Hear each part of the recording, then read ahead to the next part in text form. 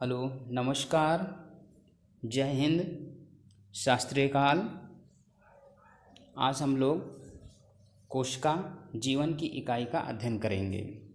Welcome to my channel NCERT easy to learn.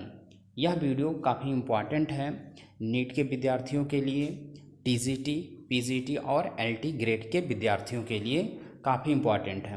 मैं NCERT की line by line आपको समझाऊंगा और उसके बाद हम लोग लास्ट में कुछ एमसीक्यू क्वेश्चंस करेंगे जो कि आपके कंपटीशन के लिए काफ़ी इम्पॉर्टेंट होंगे।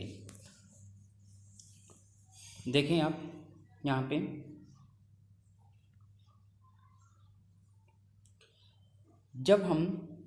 जब आप अपने चारों तरफ देखते हैं, जो जीव व निर्जीव दोनों को आप पाते हैं, आप अवश्य आश्चर्य करते होंगे एवं अपने आप से पूछते होंगे कि ऐसा क्या है जिस कारण जीव जीव कहलाते हैं और निर्जीव जीव नहीं हो सकते। इस जिज्ञासा का उत्तर तो केवल यही हो सकता है कि जीवन की आधारभूत इकाई जीव कोशिका की उपस्थिति एवं अनुपस्थिति है। तो यहाँ पे एक चीज़ बताया गया है कि देखिए यहाँ समझाया जा रहा है कि ये बताया गया है कि आपके चारों तरफ आप जब देखते हैं तो कुछ चीज़ें आप जीव और कुछ चीज़ें निर्जीव दोनों पाते होंगे। यानी इसमें ये बताया जा रहा है कि इसमें कोई आश्चर्य की बात नहीं है। आप अगल बगल यहाँ पे देखते होंगे तो दो तरह की चीज़ें आपको मिलती हैं, एक जीवित और एक जीवित नहीं होती है, अर्थात सजीव और निर्जीव। तो जो चीज़ जीवित होती है यानी जो सजीव है वो जीव कहलाता है और इसमें आपको जीवन की आधारभूत इकाई यानी जीव कोशिका की उपस्थिति एवं अनुपस्थिति है। सभी जीवधारी कोशिकाओं से बने होते हैं। इनमें से कुछ जीव एक कोशिका से बने होते हैं जिन्हें एक कोशिकीय जीव कहते हैं, जबकि दूसरे हमारे जैसे अनेक कोशिकाओं से मिलकर बने होते हैं, बहुकोशिकीय। तो यहाँ पे ये बताया जा रहा है कि जितने भी जीवधारी होते हैं वो कोशिकाओं के बने होते हैं। कुछ कोशिका एक कोशिकीय होते हैं और कुछ जो होते हैं वो बहुत ढेर सारी कोशिकाओं से मिलकर बने होते हैं, जिसे हम बहुकोशिकीय जीव कहते हैं। तो अब देखिए यहाँ पे आपके एनसीईआरटी में क्या लिखा है, कोशिका क्या है। तो आपको तो समझ में आ गया होगा कि यहाँ पे एक कोशिकीय और बहुकोशिकीय जीव के बारे में बताया। अब कोशिका के बारे में यहाँ पे बात हो रही है। तो कोशिकीय जीवधारी, देखिए यहाँ 2 पॉइंट दी गई है कोशिकीय जीवधारी के बारे में, यानी कोशिका के बारे में, ऐसे जीव जो कोशिका से बने होते हैं। एक है स्वतंत्र अस्तित्व यापन और दूसरा है जीवन के सभी आवश्यक कार्य करने में सक्षम होते हैं। तो कोशिका के बारे में 2 बहुत ही इम्पॉर्टेंट पॉइंट है। पहला है कि कोशिका जो है स्वतंत्र रूप से अपने अस्तित्व को बनाए रखते हैं और दूसरा है कि कोशिका के अंदर सभी आवश्यक कार्य करने की क्षमता होती है। यानी ये कोशिका ही होती है जो स्वतंत्र रूप से सभी कार्य को कर सकती है। कोशिका के बिना किसी भी स्वतंत्र जीव अस्तित्व नहीं हो सकता। तो कह रहे हैं कोई भी जीव होगा तो उसका कोई अस्तित्व नहीं है, क्योंकि कोशिका यदि होगी तो उसका अस्तित्व होना जरूरी है, यदि कोशिका नहीं है तो जीव भी नहीं है, उसका कोई अस्तित्व नहीं है।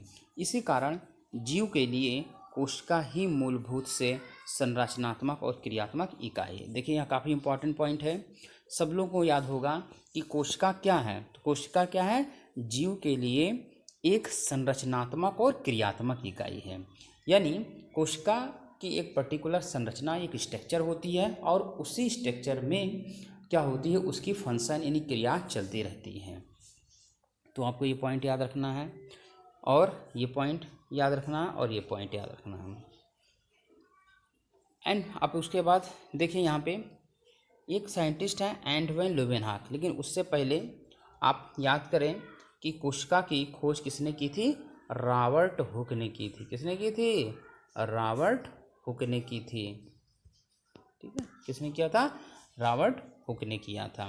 लेकिन रॉबर्ट हुक ने कहा किस पे किया था, कार्क कोशिका में रॉबर्ट हुक ने सबसे पहले कोशिका को देखा था, जो कि क्या थी, डेड सेल थी। याद रखिएगा, कार्क कोशिका क्या थी, डेड थी। तो डेड सेल के बारे में सबसे पहले रॉबर्ट हुक ने देखा था, जो कि कार्क कोशिका थी और वह डेड थी और मधुमक्खी के छत्ते की आकार की संरचना उसकी थी। उसके बाद देखिए यहाँ पे एंटोइन ल्यूवेनहॉक ने पहली बार कोशिका को देखा, वह इसका जो है वर्णन भी किया। तो यहाँ पे एक बहुत ही इम्पॉर्टेंट पॉइंट है कि पहली बार कोशिका, यहाँ पे जो बात हो रही है वह जीवित कोशिका की बात हो रही है। तो क्वेश्चन पूछे कि जीवित कोशिका को सबसे पहली बार किसने देखा, तो एंटोइन ल्यूवेनहॉक। क्वेश्चन पूछे कि डेड कोशिका को सबसे पहले किसने देखा, तो रॉबर्ट हुक ने देखा। वहाँ पे डेड कोशिका, बार्क कोशिका थी वहाँ पे। रॉबर्ट ब्राउन ने बाद में केंद्रक की खोज की। अब जीवित कोशिका के बारे में किसने बताया, एंटोइन ल्यूवेनहॉक। रॉबर्ट ब्राउन ने केंद्रक की खोज की, आपको पता ही होगा। सूक्ष्मदर्शी की खोज व बाद में इनके सुधार के बाद फेंजनट्रास्ट व इलेक्ट्रॉन सूक्ष्मदर्शी द्वारा कोशिकाओं की विस्तृत संरचना का अध्ययन संभव हो सका। तो कोशिकाओं के बारे में और डिटेल डिस्कवरी करने के लिए सूक्ष्मदर्शी विकसित की गई, जिससे और अच्छे से वो कोशिकाएं दिखाई देने लगीं।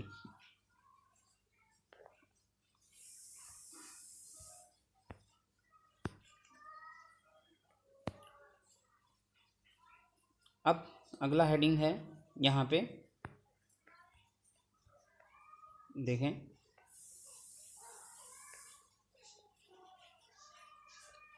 कोशिका सिद्धांत।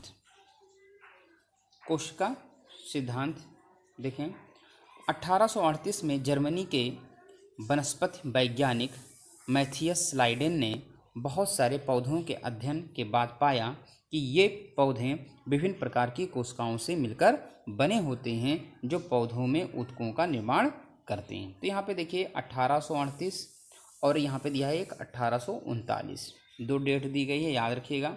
1838 में जर्मनी के एक वनस्पति वैज्ञानिक हैं, क्या नाम है उनका, मैथियस लाइडेन।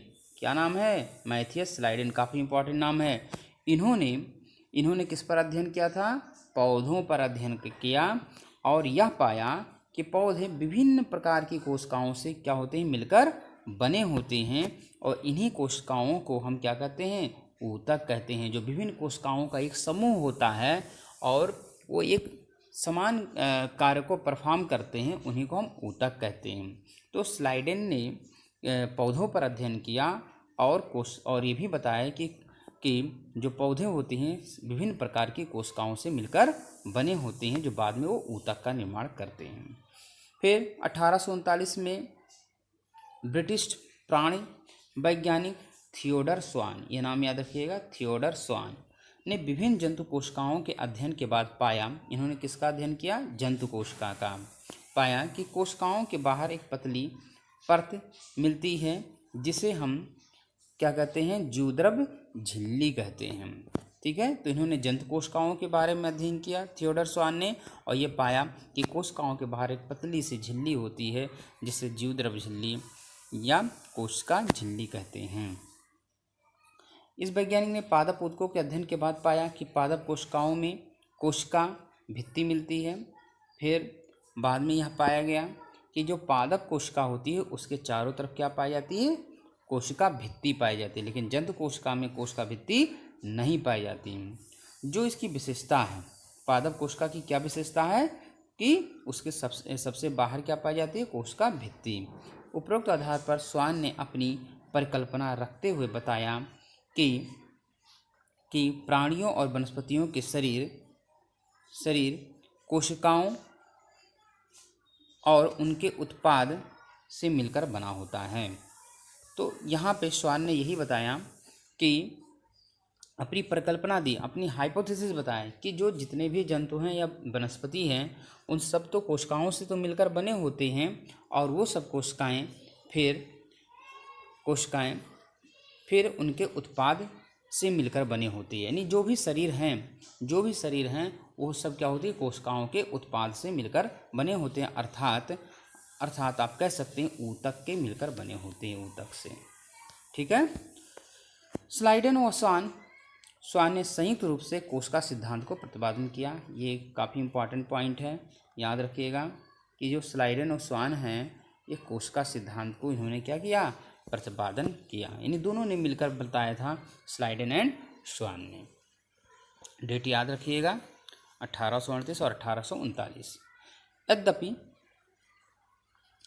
इनका सिद्धांत यह बताने में असफल रहा कि नई कोशिकाओं का निर्माण कैसे होता है।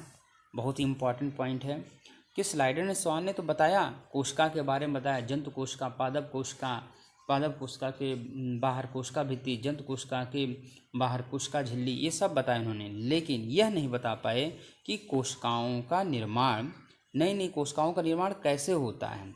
तब क्या होता है, आगे देखिए कि पहली बार रुडोल्फ वर्चो 1855, ये डेट भी कुछ याद रखेंगे, ने स्पष्ट किया कि कोशिका विभाजित होती थी।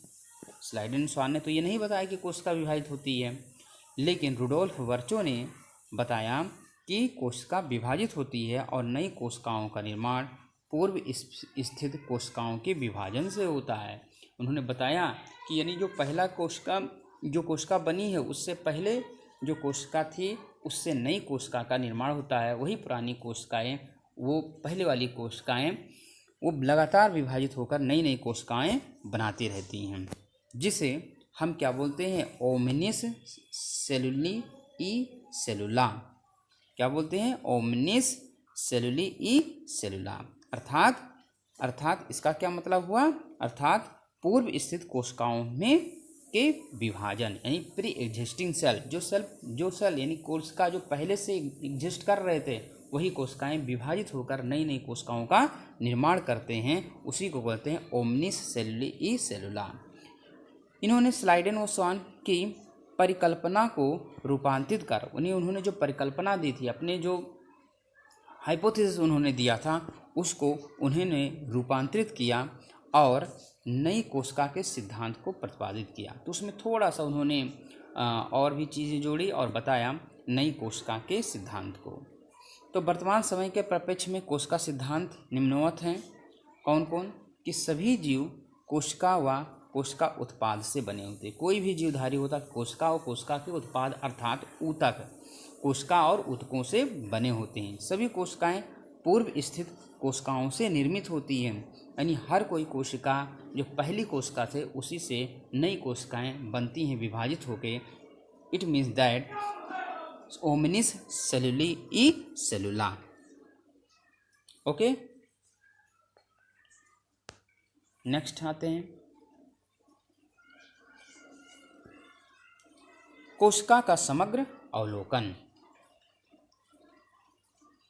कोशिका का समग्र अवलोकन का अर्थ क्या है कि कोशिका का समग्र में संपूर्ण अवलोकन मतलब अध्ययन। अब हमें यहाँ कोशिका का संपूर्ण अध्ययन यहाँ पे करना है। तो देखें यहाँ पे बताया गया है कि आरंभ में आप प्याज के छिलके और या मनुष्य की गाल की कोशिकाओं को सूक्ष्मदर्शी से देख चुके होंगे। उनकी संरचना का स्मरण करें। प्याज की कोशिका जो एक प्रारूपी पादप कोशिका है, जिसके बाहरी सतह पर एक स्पष्ट कोशिका भित्ति व इसके ठीक नीचे कोशिका झिल्ली होती है। मनुष्य की गाल कोशिका के संगठन में बाहर की तरफ केवल एक झिल्ली संरचना दिखाई पड़ती है। प्रत्येक कोशिका के भीतर सघन झिल्ली युक्त संरचना मिलती है, जिसे केंद्रक कहते हैं। यहाँ तक समझें, यहाँ पे पॉइंट समझें। यहाँ पे ये बताया गया कि जब आप 11th में या फिर आप 10th में होंगे तो कभी कभी देखिए प्रैक्टिकल भी किया होगा, आपके स्कूल में कराया गया होगा कि प्याज की झिल्ली का स्लाइड बनाकर उसको हम माइक्रोस्कोप से जब देखते हैं तो उसमें प्याज की झिल्ली के से बहुत अच्छी संरचना दिखाई देती है, उसमें कोशिकाएं बहुत अच्छी दिखाई देती हैं। ठीक है, इसी तरह मनुष्य के गाल के अंदर की कोशिकाओं को हम सूक्ष्मदर्शी से देख सकते हैं। तो वो कह रहे हैं कि इनको स्मरण करें, उसको याद करें जो आपने प्रैक्टिकल किया है। तो आप क्या देखेंगे कि जो पादप को प्याज की कोशिका है उसके बाहर एक स्पष्ट कोशिका भित्ति और इसके जस्ट नीचे ही क्या होती है, कोशिका झिल्ली पाई जाती है। यदि हम गाल की कोशिकाओं को देखें तो उसमें केवल और केवल क्या होगा, एक झिल्ली जैसी संरचना दिखाई देगी, यानी कोशिका झिल्ली ही होगी। और उसके भीतर, कोशिका के भीतर एक झिल्ली युक्त संरचना होती है जिसे हम क्या बोलते हैं, केंद्रक कहते हैं। याद करिए, ये कोशिका है, कोशिका के अंदर एक झिल्ली नुमा संरचना होती है जिसे हम क्या बोलते हैं, यहाँ पे केंद्रक कहते हैं। और इसी केंद्रक के अंदर क्या पाए जाते हैं, क्रोमोसोम पाए जाते हैं, गुणसूत्र पाए जाते हैं, जो कि किसका बना होता है, डीएनए का बना होता है। और डीएनए क्या है, एक आनुवांशिक पदार्थ है। मीन्स ये क्या होता है, डीएनए एक पीढ़ी से दूसरी पीढ़ी में क्या होता है, ट्रांसफर होता है। फिर देखें, जिस कोशिका में झिल्ली युक्त केंद्रक होता है उसे यूकैरियोट, और जिसमें झिल्ली युक्त केंद्रक नहीं मिलता है उसे प्रोकैरियोट कहते हैं। अब देखिए, अब ये क्या कहा गया कि ऐसी कोशिका जिसके अंदर तो केंद्रक है, लेकिन इसमें केंद्रक जो होती है वह झिल्ली युक्त यदि पाई गई तो वो क्या कहलाएगा, यहाँ पे यूकैरियोटिक कहलाता है। वह कोशिका क्या कहलाता है, यूकैरियोटिक। लेकिन जिस कोशिका के अंदर केंद्रक में कोई प्रकार की झिल्ली नहीं पाई जा रही है तो उसे हम यहाँ पे बोलते हैं प्रोकैरियोट बोलते हैं। तो इस तरह देख सकते हैं कि दोनों यूकैरियोटिक और प्रोकैरियोटिक कोशिकाओं में इसके आयतन को घेरे हुए एक अर्ध तरल आव्यूह मिलता है जिसे कोशिका द्रव्य कहते हैं। मतलब कि जो कोशिका है, इस कोशिका के अंदर जो अर्ध तरल पदार्थ होता है, यानी सेमी फ्लूइड जो होता है, यानी आप कह सकते हैं पानी में यदि हम चीनी डालें तो केवल पानी नहीं रहेगा, उसमें चीनी डालेंगे तो वो गाढ़ा हो जाएगा, यानी सेमी फ्लूइड। ओके, यानी अर्ध तरल जो आव्यूह होता है, यानी इसके चारों तरफ इसको घेरे रहता है, यहाँ पे केंद्रक को आव्यूह जो होता है उसे हम क्या बोलते हैं, कोशिका द्रव्य कहते हैं। ओके, तो कोशिका द्रव्य दोनों में पाएगी, यूकैरियोटिक और प्रोकैरियोटिक। दोनों पादप व जंतु कोशिका में कोशिकीय क्रियाओं हेतु कोशिका द्रव्य एक प्रमुख स्थल होता है। तो जंतु कोशिका और पादप कोशिका दोनों में कोशिका द्रव्य पाई जाती है। अब कोशिका की जीव अवस्थी संबंधी विभिन्न रासायनिक अभिक्रियाएं यहीं संपन्न होती है। तो जितनी भी कोशिका के अंदर रासायनिक अभिक्रियाएं होंगी वो सब कोशिका द्रव्य के अंदर संपन्न होती हैं, और इसीलिए इसको कहते हैं जीव अवस्था बोलते हैं।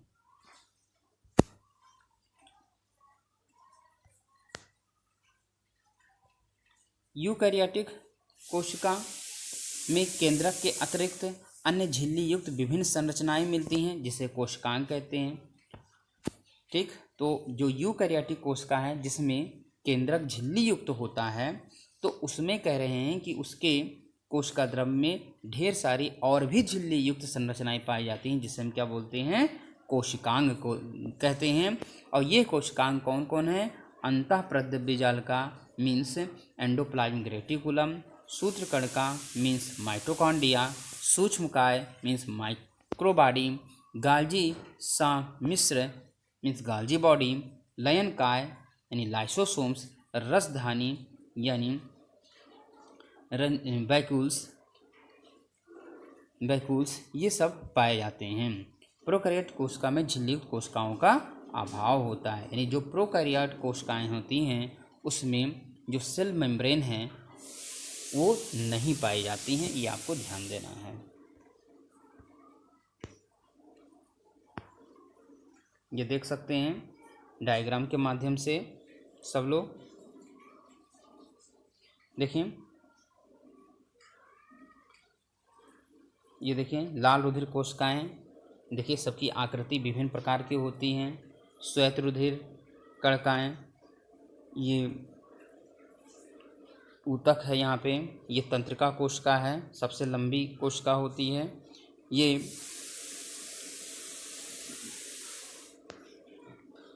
यहाँ देख सकते हैं विभिन्न प्रकार की कोशिकाएं यहाँ पे देख सकते हैं।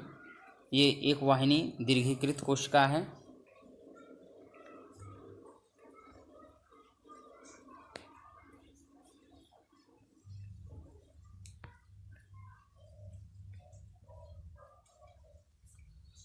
यूकैरियोटिक और प्रोकैरियोटिक कोशिकाओं में झिल्ली रहित अंगक राइबोसोम्स मिलते हैं। अब यहाँ पे देखिए इंपॉर्टेंट है कि यूकैरियोटिक और प्रोकैरियोटिक दोनों में राइबोसोम्स पाए जाते हैं, लेकिन यह झिल्ली रहित होती है, इसके ऊपर मेम्ब्रेन नहीं पाई जाती है।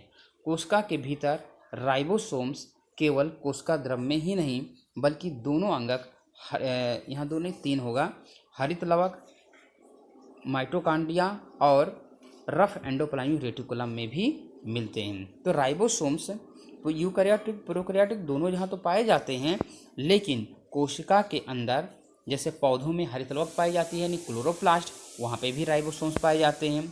माइटोकॉन्ड्रिया पाई जाती है दोनों में, वहाँ पे भी पाई जाती है राइबोसोम्स। और एंडोप्लाज्मिक रेटिकुलम में, रफ एंडोप्लाज्मिक रेटिकुलम, वहाँ पे भी पाई जाती है राइबोसोम्स। ठीक है, राइबोसोम्स लेकिन झिल्ली रहित होती है, उसके ऊपर मेम्ब्रेन नहीं पाई जाती है, ये आपको याद रखना है।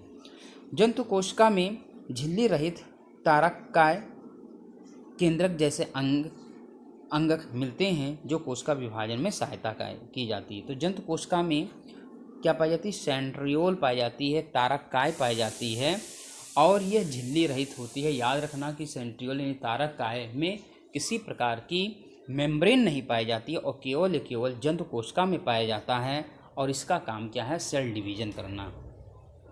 कोशिकाएं माप, आकार एवं कार्य की दृष्टि से काफ़ी भिन्न भिन्न होती हैं। तो अब कोशिकाएं शरीर में पाई जाती हैं, तो अलग अलग कोशिकाएं होती हैं, उनका आकार अलग होता है, कार्य अलग होता है, माप भी अलग होती है। तो कुछ यहाँ पे दिया गया है डाटा, ध्यान देंगे। सबसे छोटी कोशिका कौन है? माइकोप्लाज्मा, और ये 0.3 माइक्रोमीटर इसकी लंबाई होती है। डाटा याद रखिए, पूछा जा सकता है। जीवाणु यानी बैक्टीरिया 3 से 4 माइक्रोमीटर की होती है। और सबसे बड़ी कोशिका किसकी होती है? शुतुरमुर्ग के अंडे की होती है। और सबसे छोटी किसकी होती है? माइकोप्लाज्मा की, 0.3 माइक्रोमीटर। बहुकोशिकीय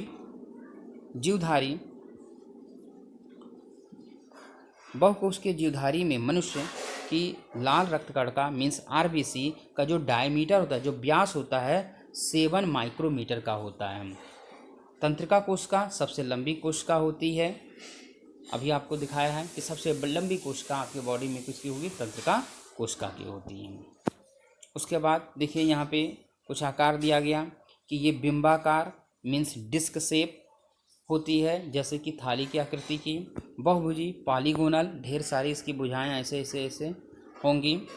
स्तंभी होती हैं, स्तंभनुमा होगा। घनाभ घन के आकार का होता है यानी क्यूबॉइड शेप होता है, और थ्रेड की तरह ये होती हैं, और असमाकृति प्रकार की होती है, यानी कि इन सब की जो विभिन्न प्रकार की कोशिकाएं हैं, इनका आकार समान नहीं होता है।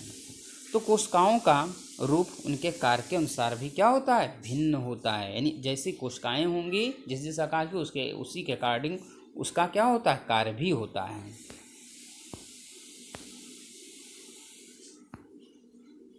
Okay, thank you. अब हम लोग ऑब्जेक्टिव क्वेश्चन को सॉल्व करते हैं। थ्योरेटिकल हम लोगों ने पढ़ लिया है, कुछ ऑब्जेक्टिव क्वेश्चन सॉल्व करते हैं, फिर नए पार्ट को शुरू करेंगे, फिर नए पार्ट में ऑब्जेक्टिव, ऐसे करके हम चैप्टर को फिनिश करेंगे। नाउ फर्स्ट क्वेश्चन इज, यह कोशिका मानव शरीर की सबसे लंबी होती है। तो यहाँ प्रश्न पूछा गया है कि मानव की सबसे लंबी कोशिका कौन सा है? तो ऑप्शन है ए मांसपेशी, तंत्रिका कोशिका, अस्थि कोशिका, ग्रंथि कोशिका। तो क्या होगा? तंत्रिका कोशिका, नर्वस टिश्यू या नर्व सेल की हम बात करें यहाँ पे, तो नर्व सेल यानी तंत्रिका कोशिका सबसे लंबी कोशिका होती है। दूसरा क्वेश्चन है यहाँ पे, दूसरा क्वेश्चन है कि यहाँ पे इस ऊतक में रक्त ऊतक शामिल है, जो ब्लड टिश्यू की बात हो रही है इसमें। तो ब्लड टिश्यू किसका बना होता है? मांसपेशी ऊतक का, संयोजी ऊतक का, उपकला ऊतक का, या तंत्रिका ऊतक का? तो क्या होता है? कनेक्टिव टिश्यू का बना होता है, संयोजी ऊतक का बना होता है ब्लड सेल्स। तीसरा क्वेश्चन होता है, इनमें से कौन सा चिकनी मांसपेशी वाले अंग का उदाहरण है? मतलब स्मूथ मसल्स कौन है? फर्स्ट ऑप्शन है आइरिस ऑफ द आई, दूसरा है ब्रोंकियाई, तीसरा है गर्भाशय यूटेरस, या चौथा है यहाँ पे उपरोक्त सभी। तो क्या होगा यहाँ पे उपरोक्त सभी होगा। सब में क्या पाई जाती हैं यहाँ पे स्मूथ मसल्स पाई जाती हैं। चौथा क्वेश्चन है पादप कोशिका की यह संरचना निर्जीव है, कौन सा इसमें निर्जीव है? नाभिक है यानी न्यूक्लियस है, कोशिका भित्ति है, साइटोप्लाज्म है, माइटोकॉन्ड्रिया क्या है? तो यहाँ पे क्या होगा कोशिका भित्ति। अभी आपको बताया था यहाँ पे कि क्या है यहाँ पे कोशिका भित्ति। कोशिका भित्ति क्या होती है? निर्जीव होती है। जो सेल वाल होती है, जो प्लांट सेल के बाहर पाई जाती है सेल वाल, वो क्या होती है? निर्जीव होती है, नॉन लिविंग होती है। फिर नेक्स्ट क्वेश्चन, इस कोशिकांग में डीएनए नहीं होते हैं। किसमें डीएनए नहीं पाया जाता है? न्यूक्लियस में, माइटोकॉन्ड्रिया में, लाइसोसोम में या क्लोरोप्लास्ट में। अभी बताया था तीनों में पाई जाती हैं, एक में नहीं, लाइसोसोम में नहीं पाई जाती हैं। नाभिक में पाई जाती है, माइटोकॉन्ड्रिया में पाया जाता है और क्लोरोप्लास्ट नहीं हरित लवक में पाया जाता है। लेकिन डीएनए किस में नहीं पाया जाता है? लाइसोसोम में। अगला क्वेश्चन देखें, मानो कि गाल कोशिका और प्याज के छिलके की कोशिकाओं के बीच अंतर क्या है? पहला ऑप्शन है प्याज के छिलके की कोशिकाओं में कोशिका भित्ति उपस्थित होती है, सही है। क्योंकि प्याज क्या होता है? पादप कोशिका है, उसके चारों ओर प्लांट कोशिका है, प्लांट सेल है, उसके चारों ओर सेल वॉल पाई जाती हैं। फिर है प्याज के छिलके की कोशिका में माइटोकॉन्ड्रिया उपस्थित होता है। अब यहाँ पे दूसरा क्वेश्चन ये है, और तीसरा है कि गाल कोशिकाओं में एंडोप्लाज्मिक रेटिकुलम का अभाव होता है, और चौथा है गाल कोशिकाओं में प्लाज्मा झिल्ली का अभाव होता है। तो यहाँ पे मेन है कि जो प्याज की छिलके होती हैं उसमें क्या पाई जाती है? यहाँ पे क्या पाई जाती है? कोशिका भित्ति पाई जाती है। अगला क्वेश्चन है प्लाज्मा झिल्ली के अंदर या जेली जैसी पदार्थ जिसमें कोशिकांग तैरते रहते वो क्या होता है? साइटोप्लाज्म। आपको पता ही है साइटोप्लाज्म पाई जाती हैं। नेक्स्ट क्वेश्चन है वह कोशिकांग जो अणुओं के लिए प्राथमिक पैकेजिंग क्षेत्र के रूप में कार्य करता है वितरित किया जाएगा संपूर्ण कोशिका में है, क्या है? गाल्जी उपकरण यानी गाल्जी बॉडी। गाल्जी बॉडी यहाँ पे उत्तर होगा। नेक्स्ट है एनिमल सेल यानी पशु कोशिकाएं आपस में जुड़ी होती, किसके द्वारा जुड़ी होती है? डेस्मोसोम्स के द्वारा। ये काफ़ी इंपॉर्टेंट क्वेश्चन है। डेस्मोसोम्स यानी जो प्लांट सेल जो एनिमल सेल होते हैं आपस में जुड़े होते हैं वो क्या होते हैं? डेस्मोसोम्स के द्वारा क्या होते हैं? जुड़े होते हैं। लास्ट क्वेश्चन है कोशिका सिद्धांत लागू नहीं होता है, मोस्ट इंपॉर्टेंट क्वेश्चन। कवक, शैवाल, वायरस, सूक्ष्मजीव। तो क्या होगा?